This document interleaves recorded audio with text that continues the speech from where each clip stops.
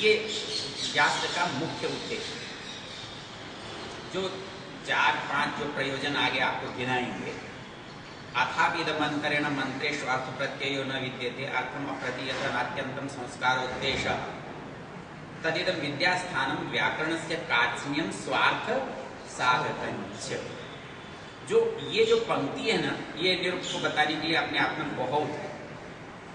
और मैंने कल आपको यज्ञ के समय में एक बात बताई थी कि हम जो भाषा को जानते हैं वो भाषा 3 शास्त्रों के बिना नहीं है। व्याकरण तो रचना मूलक है और साहित्य सौंदर्य मूलक है, औचित्य मूलक है, और निरुक्त जो है उसका जो विश्लेषण है वो इसको बताता है। अर्थात यदि आप निरुक्त पढ़े हैं तो किसी अर्थ का को जानने में आपको कठिनाई नहीं होगी। और एक विशेष बात जो आचार्य जी ने भी बताई, आप व्याकरण से प्रचलित प्रसिद्ध अर्थ को ही जानते हैं, लेकिन यास्क क्या कहता है कि वहाँ शब्द सामने मुख्य है लेकिन निरुक्त के लिए अर्थ मुख्य है। वो ये कहता है कि अर्थ नहीं छूटना चाहिए हाथ से। यदि अर्थ छूट गया तो आप मंत्र की दिशा गलत ले जाओ। तो अर्थ को मुख्य कैसे जानोगे, तो उसके लिए ये कहता है कि भाई प्रकरण शैव मंत्रा निर्वक्तव्या, ये बात केवल निरुक्त में मिलती है और कहीं नहीं मिलती। तो यदि प्रकरण शैव मंत्रा निर्वक्तव्या न तो पृथकत्वेन मंत्रा निर्वक्तव्या, अर्थात मंत्रों को का आपस में संबंध है। जो बात ऋषि दयानंद कहते हैं, मतलब ऋषि दयानंद एक अध्याय से दूसरे अध्याय की जो संगति जोड़ते हैं, एक मंत्र से दूसरे मंत्र की संगति जोड़ते हैं। मंत्र पढ़ते हुए आपको ऐसा नहीं लगता कि इसमें कोई संगति है, कहीं कहीं लगता है, लेकिन यास्क जब ये कहता है प्रकर्षैव मंत्र निर्वक्तव्य, एक मुख्य बात है। और जहाँ वहाँ एक प्रकरण और उसी में दूसरी तीसरी पंक्ति में एक बात आती है, वो कहता है ऋषिषु उत्क्रामस्तु देवा अब्रुवन कोनो ऋषि भविष्य। तो वो जो चीज़ है जिसको अक्रूहा कहते हो, जिसको तर्क कहते हो, जिसको सूझ कहते हो, वो निरुक्त पढ़ने से। तो निरुक्त पढ़ने से मेरा अनुभव ये है कि मस्तिष्क को एक स्वच्छंद आकाश मिलता है सोचने के। और जितने शास्त्र हैं वो मर्यादा में बांध कर बात करते हैं, लेकिन ये आपको स्वच्छंद उड़ना तो आए, लेकिन पहुंचना कहाँ है और कहाँ से आए हो ये न पता हो तो बेकार हो जाएगा। तो निरुक्त पढ़ने से जो लाभ होगा कि वेद हाथ से छूटे नहीं और आसमान में आप कितना भी उड़ सके, तो मैं समझता हूँ कि ये निरुक्त है। और इसी दृष्टिकोण से यदि आप पढ़ेंगे तो बहुत आपका मस्तिष्क किसी भी जो कई तरह की बाधाएं हैं, जकड़न हैं, रूढ़ियाँ हैं, मतलब उससे आगे जाने का मार्ग नहीं मिलता, वो सब इससे निराकृत हो जाए और आप स्वतंत्र और सत्य चिंतन इसको कर सकते हैं। ये ऋषि दयानंद की सबसे बड़ी कृपा है जो उन्होंने निरुक्त शैली से हमें अर्थ करने को प्रेरित किया है। बहुत बहुत धन्यवाद। आचार्य जी के बहाने मैं कभी भी सुन लिया करूँगा, रोज की तरह सुनने का होगा नहीं, लेकिन मेरा ये मानना है कि शास्त्र का एक शब्द सम्यक ज्ञाता सुप्रयुक्त स्वर्गीय लोके काम होती। तो एक गाली सुनते हैं तो उसका भी एक संस्कार पड़ता है, तो एक मंत्र सुनेंगे उसका भी एक संस्कार पड़ेगा। ये एक संपत्ति है, जितनी मिल जाए उतना अच्छा। बहुत बहुत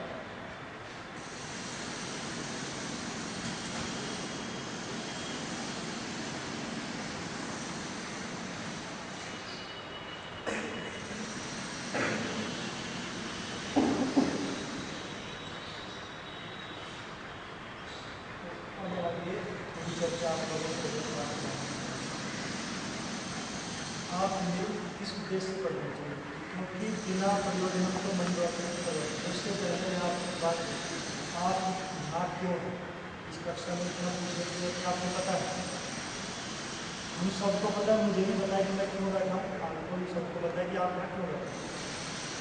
क्योंकि जो बात अभी आगे चल रही है वो निरुक्त से संबंध है, निरुक्त आपको क्या देगा, इसके बाद जो वार्ता चलेगी निरुक्त से आपको क्या मिलेगा और निरुक्त को न पढ़ने से क्या हानि है, चर्चा करेंगे। तो किंतु मैं आपसे पूछता हूँ इस संसार में क्यों है, क्योंकि आप यहाँ ईश्वरी वजह नहीं, तो आप भी यहाँ संसार में ईश्वर की अमेरिका से जो आया हूँ, इस प्रयोजन को कोई काम होता है। ये लैपटॉप भी बना, इसका कोई प्रयोजन है? इतना बड़ा संसार बना, आपका शरीर बना, कि इसमें नहीं है, तो वो क्या है?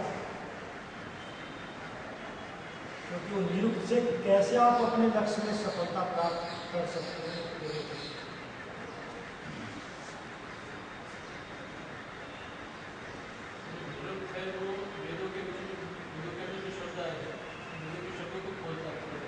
वो तो बोलेगा आप क्यों हैं इस दुनिया में, किमर्थम, ये सूत्री मान लो, किमर्थम अत्र, किमर्थम अस्मिन् संसारे, किमर्थम प्रकृति, किमर्थम करोति। क्योंकि जब तक हम ऐसा विचार नहीं करेंगे क्यों करेंगे, तब तक फिर पूरी श्रद्धा उस विषय के प्रति नहीं होती, ऊपर से रह जाता। तो क्यों करें, क्यों पढ़ेंगे, और इस दुनिया में पहले आप क्या, यदि इस दुनिया में कभी तो पढ़ रहे, तो इस दुनिया में क्यों पहले तो नहीं रहा?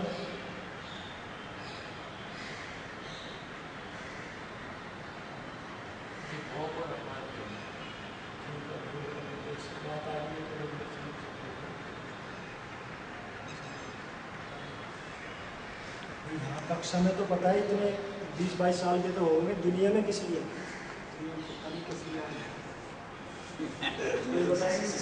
पढ़ने से मन खुला आकाश में जाएगा ना।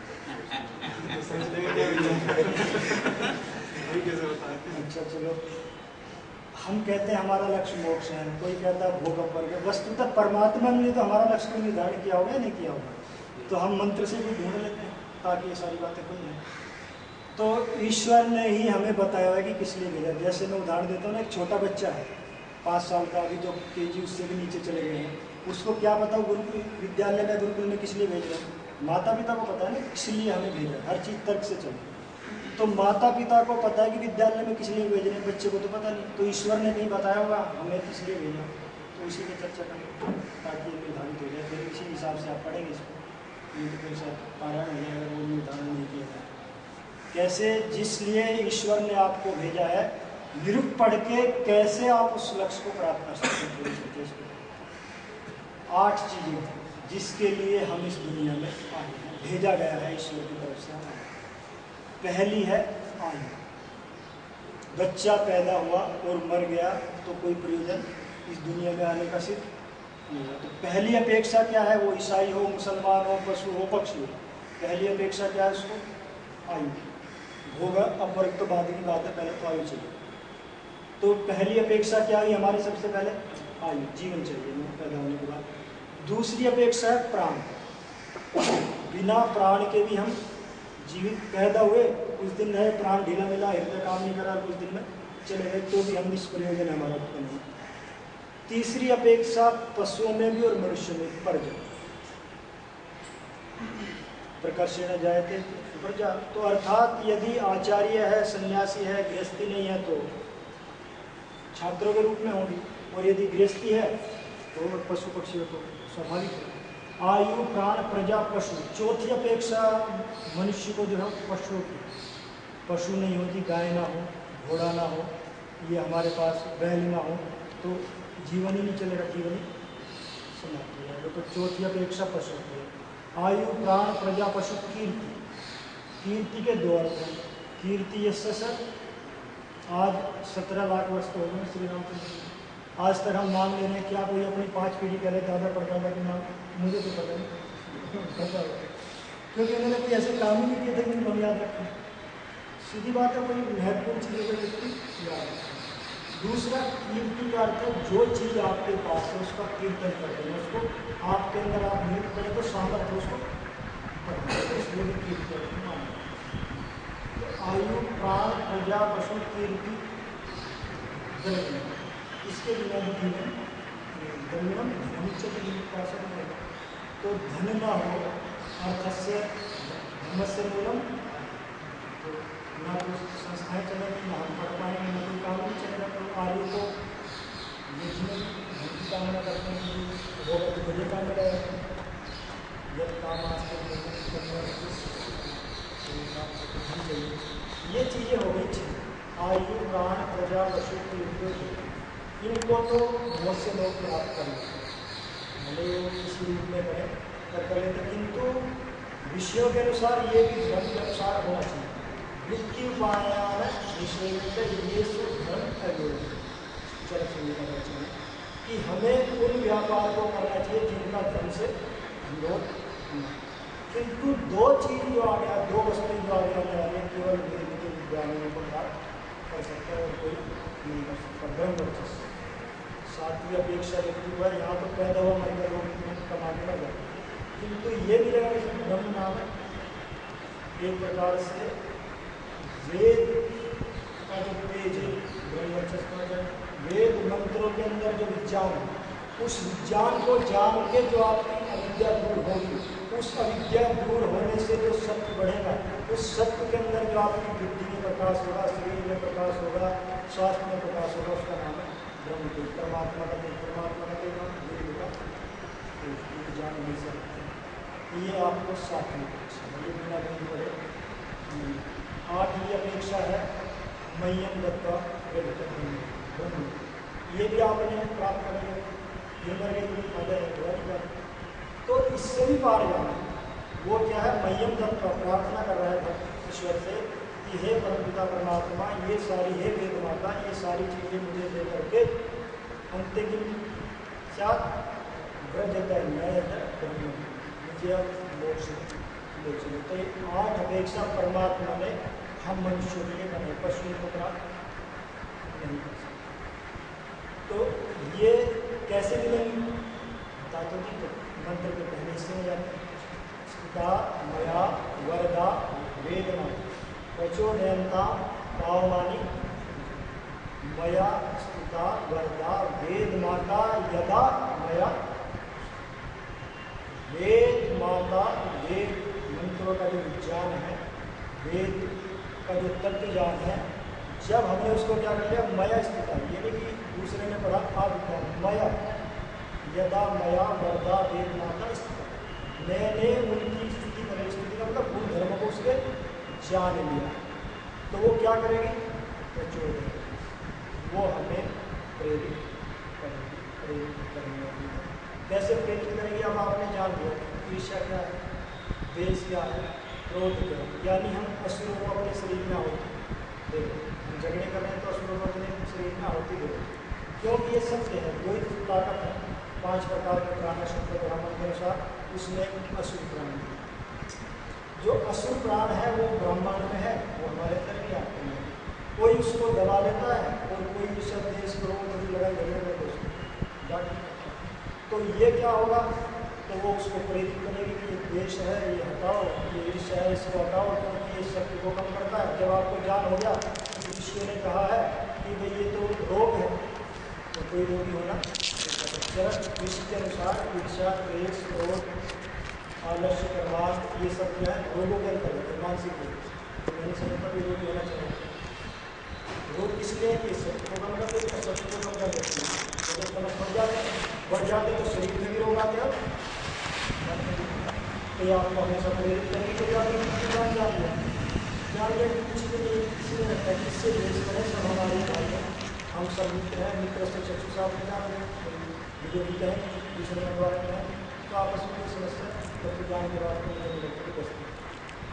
और पावमानी पूजा, ये विशेष बात है, पूजा नाम पावमानी, वरदा वेद, जो वेद विज्ञान है ये आपको पवित्र करेंगे, निर्विकार स्वयं दैनिक मन को पवित्र है, पवित्र का क्या भाव रखते हैं, ध्यान देने ये लय को पवित्र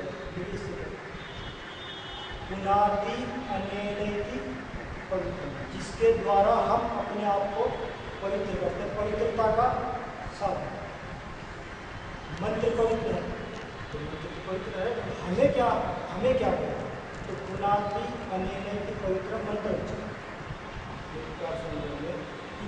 मंत्र जो है पवित्र है, पवित्र लाएगा यानी सत्य बढ़ेगा, सत्य बढ़ेगा रजस तमस कम, इसी का विज्ञान है, रजस तमस कम होंगे तो सत्य आएगा, सत्य आएगा तो पवित्रता की सारी चीज़ें आती हैं।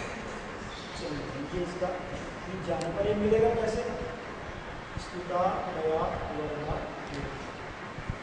जब आप वेद को पढ़ेंगे, क्योंकि महर्षि दयानंद ने भी मोक्ष के लिए लोग न अवेदित मनुते तम वेदम परमात्मा उत यतो ही सर्वासाम विद्यानाम वेद से अधिगम स्थित।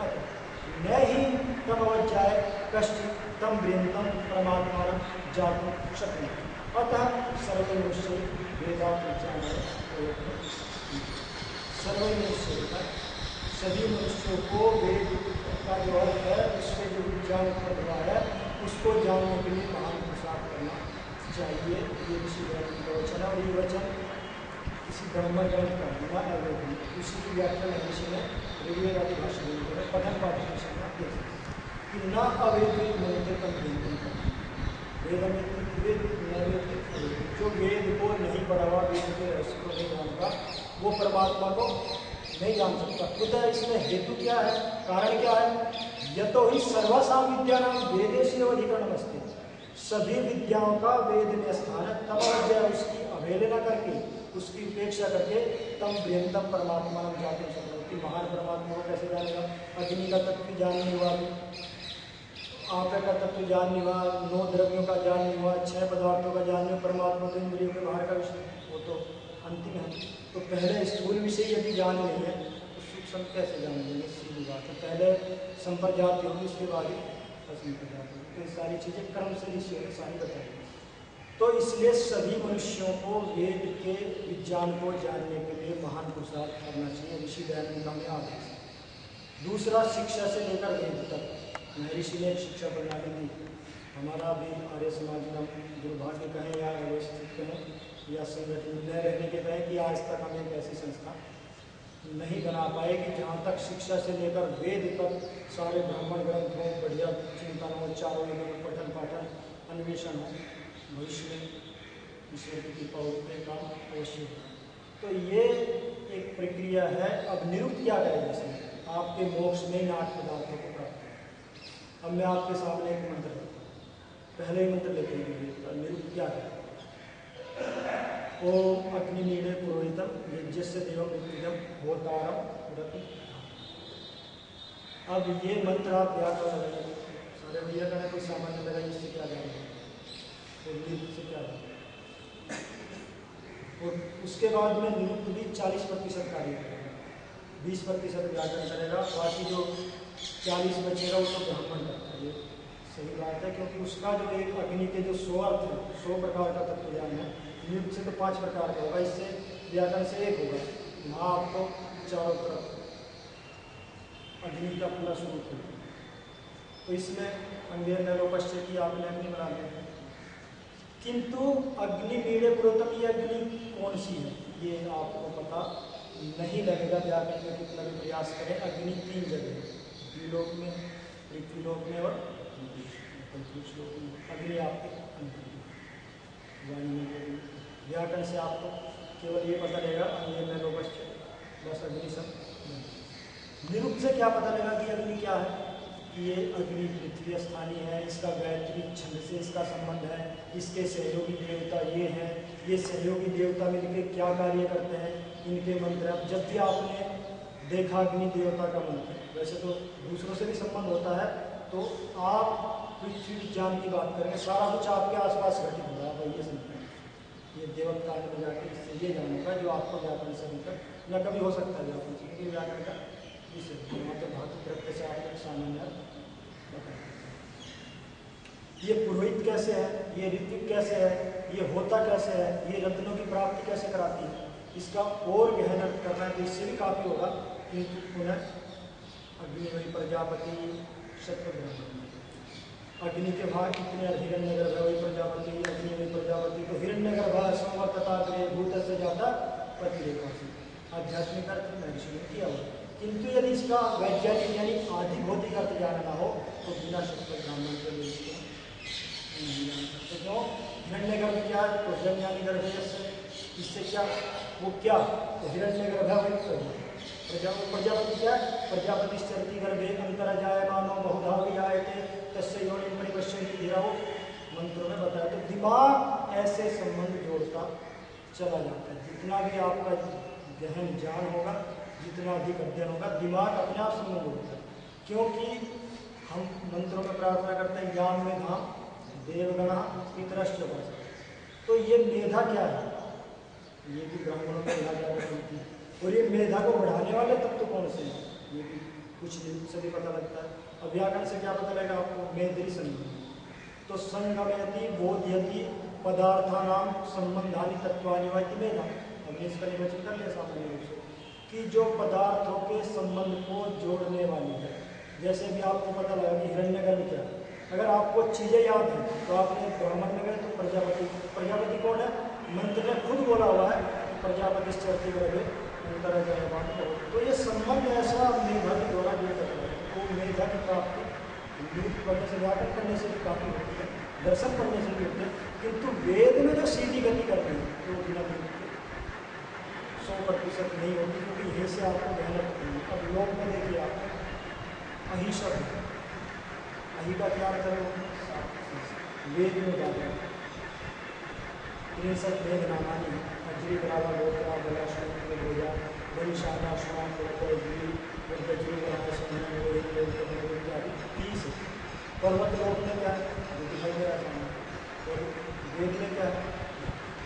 मेघ। तो आपको बहुत सी ऐसी बातें अगर आप लोक से अर्थ करने लगोगे तो नहीं जाते, मतलब कोई गणित को याद किया होगा थोड़ा बचा तो ये धीरे धीरे जैसे जैसे पाठ चलता है याद रखना जरूरी है। नहीं तो अब जल के 101 नाम आएंगे, 101 नाम आएंगे। अगर मंत्र में आप देख रहे हैं, आपको व्याकरण लगाएंगे तो दूसरे अर्थ निकलेगा, और जब आपको वो निघंटू याद है तो आपको सीधा पता लग जाएगा कि ये जल के 101 नाम है। जल में 101 प्रकार के गुण हैं, आप ये समझिए, और इतने नाम है तो ये सारा जीवन ज्ञान होगा। और जैसे चरित्र की बात की, निरुक्त से क्या लाभ होगा, निरुक्त से पता लगा कि जो लाभ ऐसा नहीं है। फिर जब आप निरुक्त के साथ साथ आगे ब्राह्मण पढ़ेंगे तो ब्राह्मण के 40% मेहनत होती है, 60% पर यहाँ तक इसका ध्यान जाए। सामान्य रूप से तो 100 भी पहुँच जाता है अगर केवल सामान्य ज्ञान जानना है, किंतु वेद का विज्ञान जानना है तो ब्राह्मण हो तो ये हो गया। जब आप इसको वेद को आपने पढ़ा, अग्नि मेरे वेद में व्याकरण लगा दिया, निरुक्त लगा दिया, ब्राह्मण लगा दिया, अग्नि पता लग गया कहाँ की बात है, 2200 मंत्र लगभग 4 वेदों में अग्नि के हैं, वो आपको सारा जान हो गया। तब आपको समस्या नहीं। छंद आपने किसी छंद भी पढ़ा होगा, छंद निरुक्त से ही पता लगता है कि अगर छंद बदल गया है तो अर्थ और देवता बदल गया। जैसे यदि गायत्री छंद है तो अग्नि देवता होगा पृथ्वी की और उसके आसपास की हमारे घटनाओं के बारे में, निर्माण के बारे में चलती। यदि त्रिशूल छंद है तो बात अंतरिक्ष की होगी और इंद्र उसका देवता होगा, यानी इंद्र और वायु का अंतरिक्ष ये भी चीज़ें बताएंगे।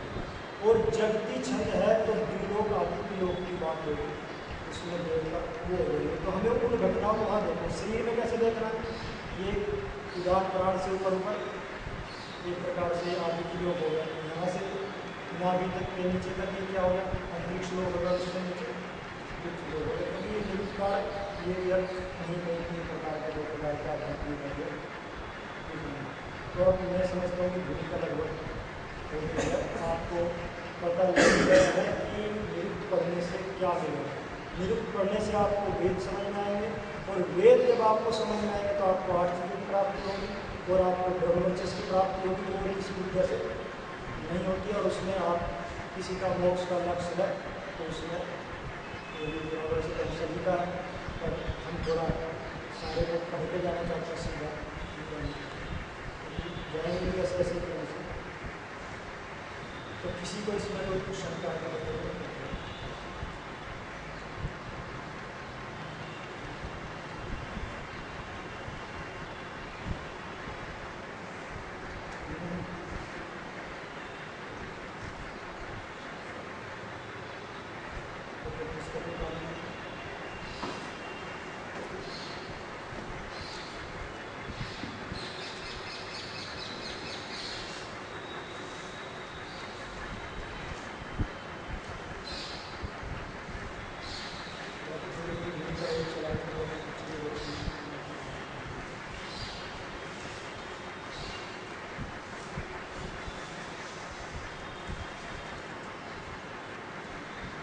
अब इसमें जो वैयाकरण है, महाभाष्य जिन्होंने पढ़ा हुआ है तो उनको समानवाय पता है कि क्या है, क्योंकि महाभाष्य में उसका शब्दों का संग्रह, तो उसी की आगे चर्चा चलेगी। पहला जो इसका पाद है इसमें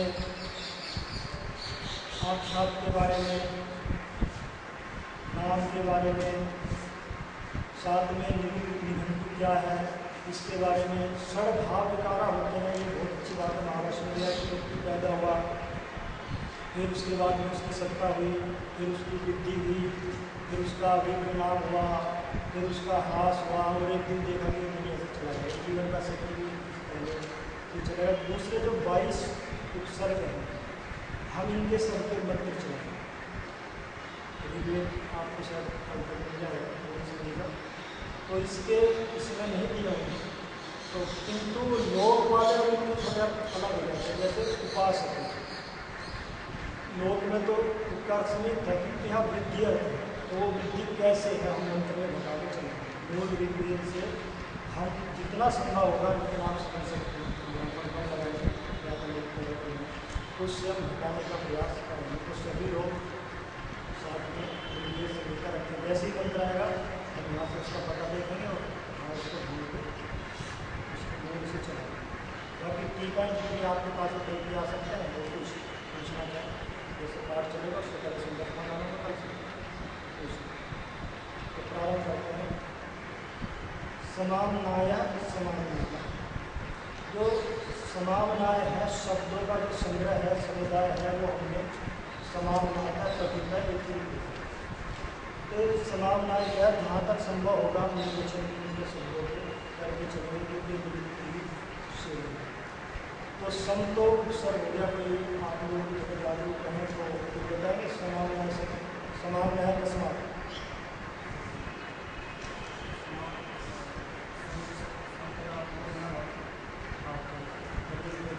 क्या करते हो?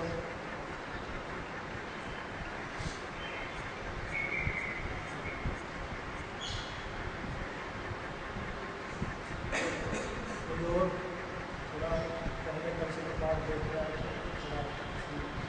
तो सम तो उपसर्ग हुआ और आ भी हुआ, और उसके बाद में अपना अभ्यास है, और उसके बाद में क्या करते हुआ है, भय करते हुए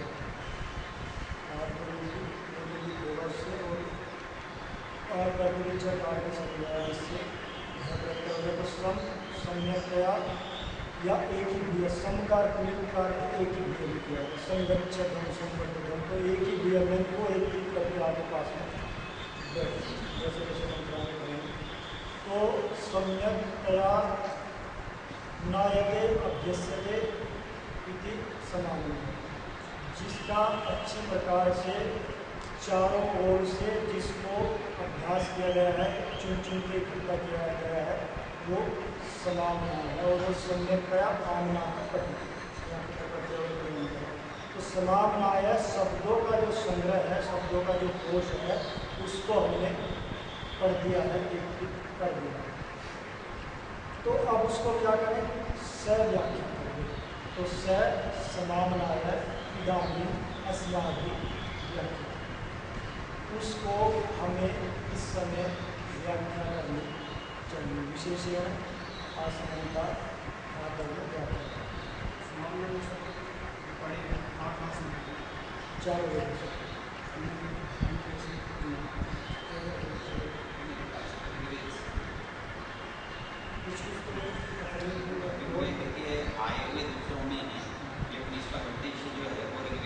मंत्र तो इसमें दूसरे के हैं, 10-12 मंत्र तो मुख्य रूप से विवेचवाणी को भी जानकारी। बाकी लगभग शब्द तो इकट्ठे किए हुए हैं उसके